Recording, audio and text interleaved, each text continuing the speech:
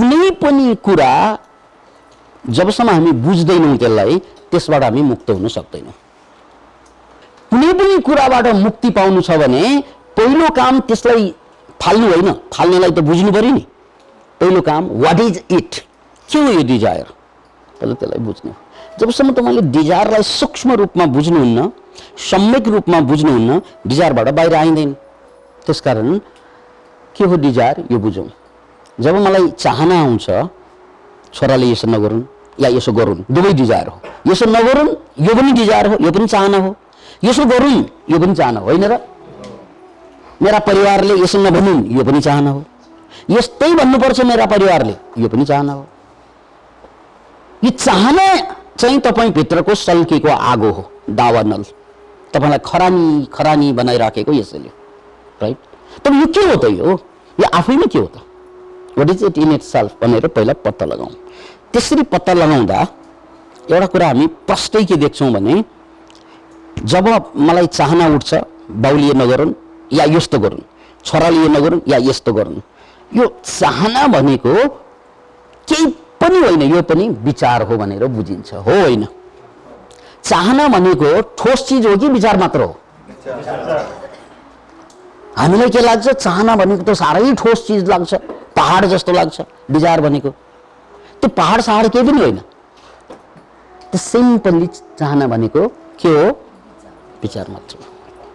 जसरी हामीले घर देख्छौँ नि, ठुल्ठुलो घर, यसरी हेर्दाखेरि ओहो भयङ्कर जस्तो देखिन्छ। घर त इँटाबाट बन्ने हो, घरको इकाइ इँटा हो, एक एकवटा इँटा छिक्दियो भने घरै हुँदैन, हो? पुरा घर त फाल्न सक्दैन उठाएर, छ्याप्प समातेर फुट्ट फाल्न सक्दैन। तर यसको एक एकवटा इँटा त छिक्न सकिन्छ नि, सक्छ सकिँदैन? सकिन्छ। एउटा आज एउटा छिक्यो, भोलि अर्को छिक्यो, पर्सि अर्को छिक्यो भने एक दिन चाहिँ घर समाप्त। त्यस्तै जसरी घरलाई नै निकालेर फाल्ने भनेर विचार गर्यो भने सकिँदैन, तर एउटा इकाइबाट सुरु गर्यौँ भने सकिन्छ। त्यस्तै डिजायर पनि के हो भनेर ठ्याक्कै बुझ्यौँ भने डिजायर भनेको ठुलो कुरा लाग्दैन। जसरी मान्छे त यो माइन्ड सेट भएर ब्रेन यसरी कुचिसकेपछि उसलाई बुझ्नलाई नै 4 महिना लाग्दिन्छ, बुझ्दै उसको खोपडीमा छिर्दै किनकि ब्रेन कच्चा कुचुक छ, बुझ्नै सक्दैन कति केसमा। त्यसलाई माइन्ड सेट भनिन्छ। त्यसकारण दुनियाँमा कबीरले भन्नुभए अनुसार, सन्त कबीरको एउटा वचन छ, दाललाई स्वाद, दाल तरकारीको स्वाद चाख्नलाई त जिब्रो चाहिन्छ। जिब्रोले चट्ट पर्नास आहा मिठो छ भनेर स्वाद लिन्छ। तर त्यो डाडु पनि त दालभित्र त घुमिरहन्छ नि, जिन्दगीभर घुम्छ, तर डाडुलाई दालको स्वादै हुँदैन, हुन्छ? कतिपय मान्छे यहाँ धरतीमा यस्तै छन्, दुरुस्त डाडु टाइपका के पन्यु टाइपका, ओ जति त्यो दालभित्रै बसिरहेको हुन्छ, तर उसलाई दाल खानै हुँदैन। किनकि दालको स्वाद पाउनलाई के हुनु पर्यो, जिब्रो हुनु पर्यो। त्यसलाई पात्रता भनिन्छ। अध्यात्ममा पात्रता पात्रता पात्रता भनिन्छ नि। त्यो पात्रता भएन भने तिमी ज्ञानी, गुणी, मुक्त, बुद्ध, भगवान जसको अगाडि बसे पनि सक्यो। कृष्णको पालामा दुर्योधन पनि थियो, युधिष्ठिर पनि थियो। दुर्योधनले फाइदा लियो कृष्णबाट, लिए केही पनि फाइदा लियो, जबकि एउटै परिवारको, सबैले परिवारका मान्छेहरू, एउटै परिवारभित्रको। त्यसकारण तपाईँमा पात्रता हुनुपर्छ।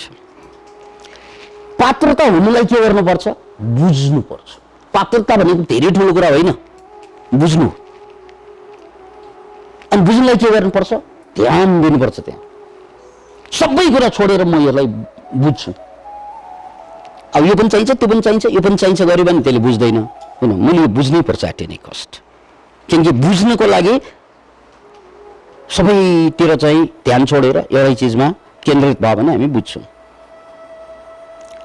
अब यहाँ मैले भनिरहेको विचार, मेरो डिजायर भनेको ठुलो पहाड होइन, मैले हटाउन नसक्ने कुरा होइन, त्यो एउटा सिम्पल कुरा के त विचार। जसरी मेरी छोरीले यस्तै गर्नुपर्छ या यस्तो गर्नु हुँदैन, दुवै डिजायर हो। यस्तै गर्नुपर्छ अथवा यस्तो गर्नु हुँदैन, दुवै डिजायर हो। यो डिजायर भनेको छोरीले दिएको कि मैले जन्माएको, आफै जन्माएको। छोरीले के गरे होला त्यो उसको कुरो भयो। तर मैले जन्माएको विचार विचार त्यसकारण डिजायरमा मात्र विचार छ। अनि विचार प्रब्लम हो? नो, विचार पनि प्रब्लम होइन।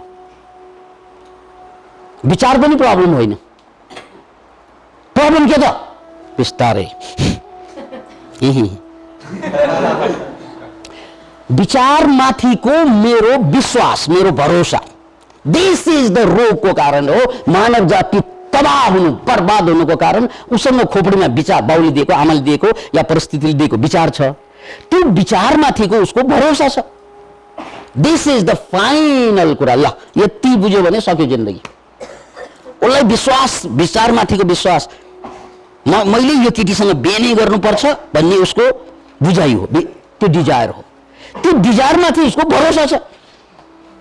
सक्यो कुरा। तपाईँ त्यो भरोसा आयो कि त्यहाँबाट तपाईँ यस्तो ज्ञान क्लासमा जिन्दगीभर बसे पनि सुध्रिँदैन। किन भन्नाले तपाईँलाई भरोसा छ कि आफ्नो डिजायर माथि। डिजायर भनेको के हो रे? विचार। अनि विचारले समाप्त अझ पार्दैन। विचार माथिको भरोसा, विचार माथिको विश्वास। यसरी छोरी मान्छे भनेको त्यो राति राति चाहिँ घर हिँड्नु हुँदैन, यो विचार होइन। अब यो विचार हो। विचार भनेको त ठुलो कुरा होइन। ठुलो कुरा के हुन्छ? मैले भरोसा गर्छु क्या, यस्तै हो, यो हुँदै हुँदैन भन्ने भरोसा होइन। त्यो भरोसाले अनि प्रब्लम क्रिएट गर्छ। छोरी मान्छे राति हिँड्यो कि पोल्न थाल्छ, आगो सल्किन थाल्छ। राइट? सबैसँग यसलाई आग्रह पनि भन्न मिल्छ, यस्तै हुनुपर्छ, यो यस्तै हुनुपर्छ, लोग्ने यस्तै हुनुपर्छ, स्वास्नी यस्तै हुनुपर्छ, छोरा यस्तै हुनुपर्छ, छोरी यस्तै हुनुपर्छ भन्ने यो त डिजायर हो, यो चाहना हो। त्यो चाहना भनेको के हो रे? विचार। ट्रस्ट होइन, थट, विचार। अनि विचार अझै प्रब्लमेटिक हुँदैन। त्यो तब हुन्छ जब त्यसमाथि भरोसा गरिन्छ, हो होइन? जस्तै आगो। आगोले पोल्दै पोल्दैन जबसम्म त्यसलाई समातिदैन, हो? आगोले पोल्छ कि उसलाई समातेपछि पोल्छ? That's it. करेन्टले तपाईँलाई लाग्दैन तबसम्म जबसम्म तपाईँले करेन्टलाई समाउनुहुन्न, हो? तारलाई समाउनुहुन्न। करेन्ट प्रब्लम होइन क्या, करेन्टले देऊ बिजुली बल्छ नि। त्यसकारण डिजायर पनि त्यो अर्थमा प्रब्लम हुँदैन यदि तपाईँले डिजायरलाई बुझ्यो भने। तर जब खत्तम तपाईँ कहिले हुन्छ त भन्नाले त्यसमाथि मेरो भरोसा।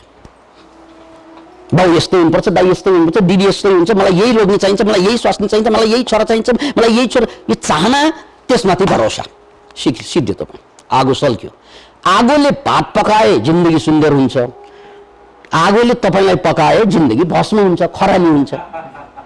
भात पकाए रानी, नभए खरानी।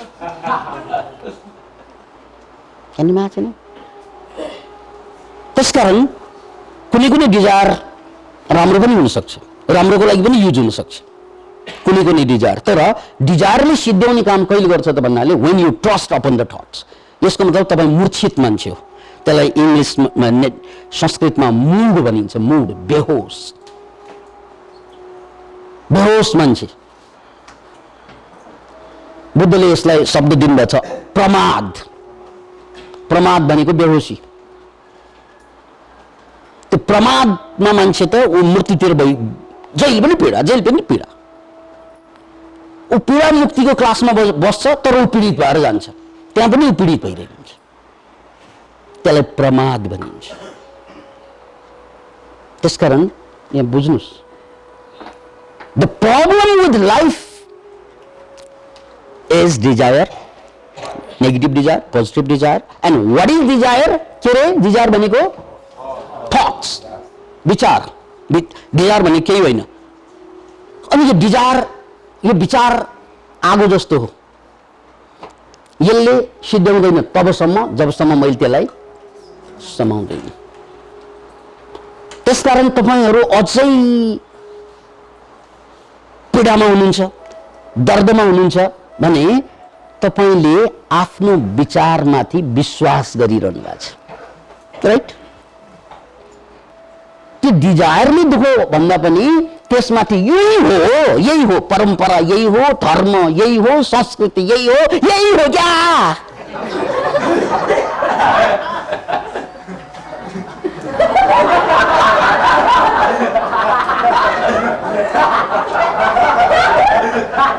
यही हो क्या भन्ने भने दही जस्तै जम कामै लाग्दैन, राइट।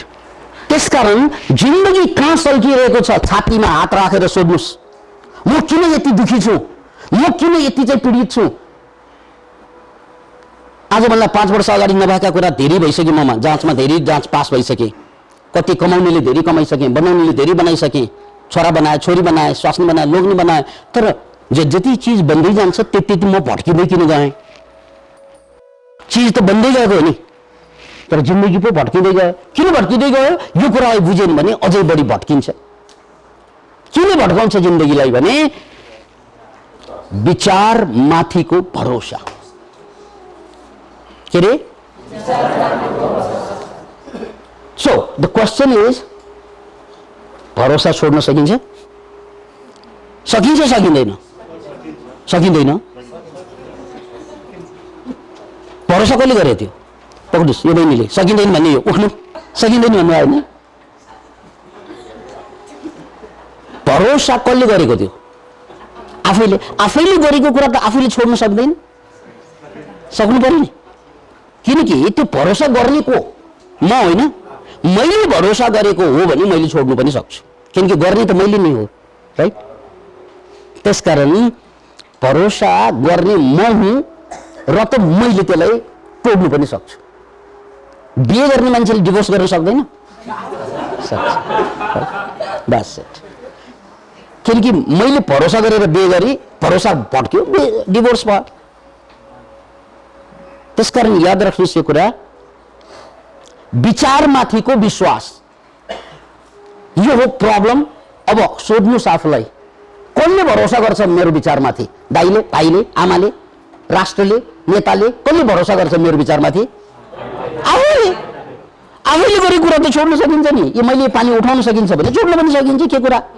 समाउन सकिने पानीलाई छोड्न सकिँदैन। यदि तपाईले नै भरोसा गर्ने हो भने तपाईले किन छोड्न नसक्ने? It is not a big deal who is holding the that self भनेपछि तपाईँ आफूले समाएको चिजलाई छोड्न किन नसक्नु? Why not? तपाईलाई यहाँ एउटा चिज चाहिन्छ त्यो छोड्नलाई, त्यो विचार मलाई आइरह्यो, यो विचार हो, यो खराब हो भन्ने बोध चाहिन्छ। के होस्? बुद्धले त्यसलाई अप्रमाद भने। के भने? अप्रमाद, होस्, बोध। जसरी यस्तै हुनुपर्छ भन्ने विचार आयो, किनकि त्यो विचार त बोकेरै बाँचेको परम्परागत रूपमा। यो विचार आउन साथ है मलाई विचार आयो भन्ने, ल है ल विचार आयो, ल अब मैले यसलाई चाहिँ बोकेँ है भनेर होस आयो भने, बोकेँ हो भने छोडेँ। तर प्रब्लम कहाँ हुन्छ? मलाई विचार आइरहेको थाहा हुँदैन, मलाई म घुरिरहेको हुन्छ।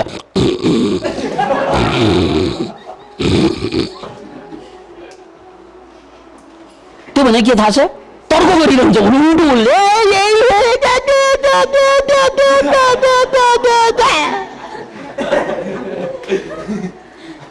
यो निद्रामा सन्निपात ज्वरोले मान्छे बडबडाउँछ नि, हामी पनि त्यस्तै बडबडाउँछौँ।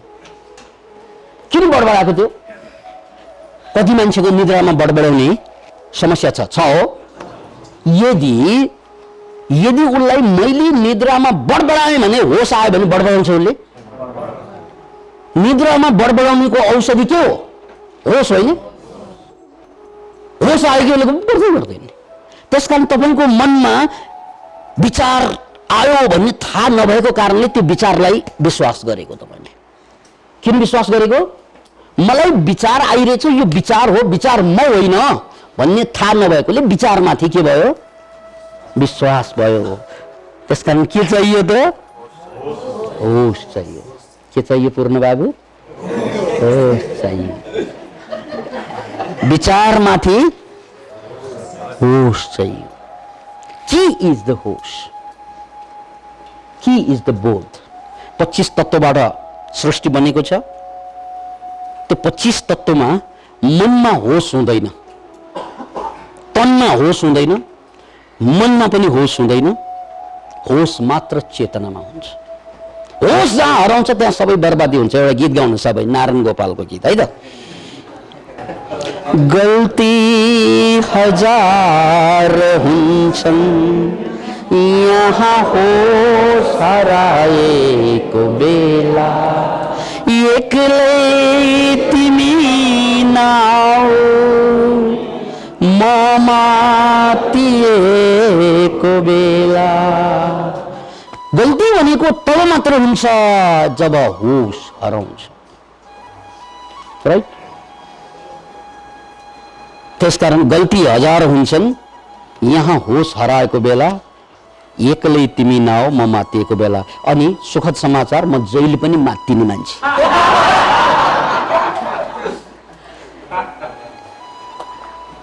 किनकि मेरो ब्लडलाई हेरे हुन्छ एसिडिक छ। प्रमाण यो हो, म जहिले पनि मात्तिन्छु। त्यसकारण त्यो एसिडिक ब्लड भएसम्म मौन बसेर राम्रो, कम बोल्नु, किनकि म ठिक छैन। हाँसेको होइन, अध्यात्ममा यही छ होइन?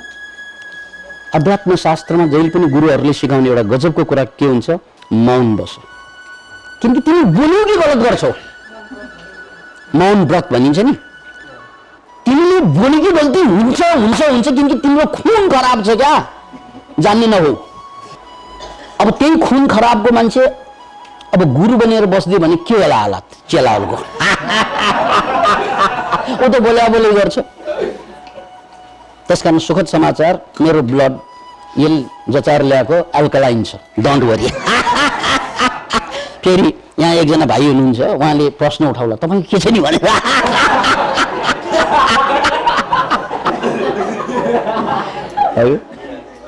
खुसीको कुरा। ओके, यो खुसीको कुरा किन भनेको त भने अध्यात्म शास्त्रमा मौनको महिमा, अन्तर्मौन, बाह्य मौन, मुख चुप्प लाग्नु, बाहिरको मौन भयो, योभन्दा ठुलो मनलाई नै चुप्प लगाइदियो। किनकि मैले बोल्यो कि सिद्धिन्छ म, यति बोध छैन हामीलाई। अजान्ने भएर बोल्छ, जान्ने भएर। अध्यात्मको पहिलो पाठ हो मौन, शान्त। म बोल्दिनँ किनकि मैले बोलेपछि गल्ती गर्छु, किनकि मेरो खुन के छ? एसिडिक छ। यो मैले साइन्टिफिक रिजन दिएको। बुद्धको पालामा त्यसो भन्न मिल्दैन थियो, मौन बस त भन्न मिल्थ्यो। किन भनेपछि चाहिँ एसिडिक छ तेरो खुन भनेर भन्न मिल्दैन। यो त भर्खर पत्ता लगाएको साइन्टिफिक कुरा। त्यसकारण जबसम्म म अल्कलाइन हुन्न तबसम्म बोल्दैन भने एउटा चाहिँ सङ्कल्प गर्नु होला, कल्याण हुन्छ तपाईँलाई। र कम बोल्छु, काम चलाउँदैन, मात्र थोरै बोल्छु, बढी सुन्छु। सफल हुने मान्छेको एउटा गजबको तरिका के हुन्छ? कम बोल्नु, बढी सुन्नु। अनि असफल हुने मान्छेले के गर्छ? कम सुन्छ, बढी बोल्छ। झगडालु मान्छेले के गर्छ? बढी सुन्छ कि बढी बोल्छ? बढी बोल्छ। त्यसैले हाम्रो सबै समस्याको जडमा कहाँ आयो? बेहोस हुनु। अनि बेहोस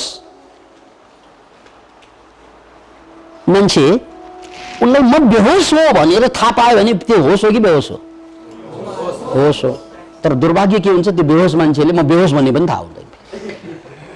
त्यो बेहोस मान्छेले म बेहोस हो थाहा पाउनलाई होसमा हुनुपर्छ। कस्तो चिज हेर्नुहोस् त, कोही मान्छे डङरङ लडेछ बेहोस भएर, त्यो बेला थाहा हुन्छ उसलाई? उसलाई कहिले थाहा हुन्छ? त्यहाँबाट फर्केपछि धेरै राम्रो बेहोस भयो कि क्या हो म।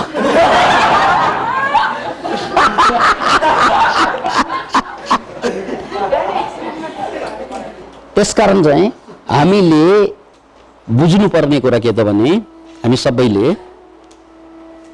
अहिलेलाई बढी सुन्ने, कम बोलौँ। तपाईँको अर्को महिनामा ब्लड चेक गरौँ अथवा पिसाब चेक गरौँ, पिएच टेस्ट गरौँ। इम्प्रुभ हुँदै गएपछि अब बोल्ने मिल्यो भनेर बुझौँ। साँच्चैको कुरा, seriously, if you really want to change, अब त सुन्ने हो। धेरै बोले जीवनमा, बोल्दा बोल्दै बर्बाद गरे जीवनलाई। अब सुन्नु। छोराले कुरा गर्छ, सुन्नु उसलाई। अब छोरीले गर्छ, सुन्नु उसलाई। बाउले गर्छन् कुरा, सुन्नु उसलाई। दाइले, भाइले, सबैलाई सुन्नु। त्यो सुन्नुबाट तपाईँले ज्ञान पाउनुहुनेछ, उनीहरूबाट उनीहरूलाई आनन्द आउँछ तपाईँलाई सुनाउँदा। ओहो अब त सुध्रे मेरो मम, मेरो पापा भन्छ, किनकि पहिला सुन्दैन थियो, जवाब फर्काउँथ्यो। डिजायर भनेको के हो? विचार। अनि यो विचार किन आउँछ? भरोसा गर्नाले। भरोसा किन गरेको? भरोसा किन गरेको? बेहोस भएर। ममा यो बेहोसी भनेको के? चेतना 1000 को लेभलमा हुनुपर्छ। पर्फेक्ट चेतनाको नम्बर यो चार्ट अनुसार 1000 छ। अब म चाहिँ डिजायर गर्ने मान्छे कति चेतना बाँकी छ मसँग? मात्र 125। बेहोस भएन? हेर्नुहोस् त, चेतना तपाईँको माथि चढ्दै चढ्दै चढ्दै 600 भन्दा माथि जानुपर्ने, तर मसँग चेतना कति छ? यो डिजायरको कारणले, यो डरको कारणले, यो रिसको कारणले, यो अहङ्कारको कारणले, यो गर्वको कारणले मेरो चेतनाको लेभलै 175 देखि 100 मा छ। अझ म मानसिक रोगी हुँ भने त्यहाँभन्दा तल छ मेरो चेतना। त्यो भनेको के? बेहोसी होइन? 1000 युनिटमा 125 चेतना भनेको त बेहोसै हो नि, होइन र? बेहोसको परिभाषा राम्ररी बुझ्नुहोस्। जस्तै डिप्रेसन भएका मान्छेहरूलाई केही चिजमा स्वाद किन लाग्दैन त भन्नाले ऊ बेहोस भएको कारण। किनकि डिप्रेसन भनेको एपैथी, एपैथीको नम्बर कति छ हेर्नुहोस् त, त्यहाँ 50 छ जम्मा। 1000 चेतनाको युनिटमा जम्मा जम्मी तपाईँले 50 युनिट मात्रै चेतना युज गर्यो भने तपाईँ त बेहोसै हो प्रकारान्तरमा। त्यसकारण उसलाई केही चिजमा इन्ट्रेस्ट हुँदैन, केही चिजमा ऊ ह्याप्पी नै हुन सक्दैन। यो चार्टलाई पढ्नुहोस्। त्यसैले होस भनेको के त? यो चार्ट अनुसार पनि यो 200 भन्दा माथि तपाईँको चेतना गयो भने बल्ल होस खुल्दै गयो तपाईँको। तल त बेहोसै हो सबै, किनकि त्यसैले तपाईँलाई बर्बादीतिर लगिरहेछ। 200 भन्दा माथि गयो भने मात्रै होस सुरु भयो, बल्ल होस सुरु भयो। जति माथि जान्छ होस बढ्दै जान्छ, चेतना बढ्दै जान्छ।